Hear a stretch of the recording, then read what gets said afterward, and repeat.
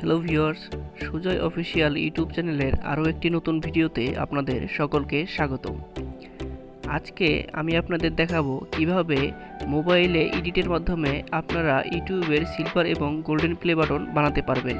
তো চলুন ভিডিওটি শুরু করা যাক। তার জন্য পিক্সেলল্যাব অ্যাপটি ওপেন করে নিব, যার লিঙ্ক ডিসক্রিপশনে দেওয়া থাকবে।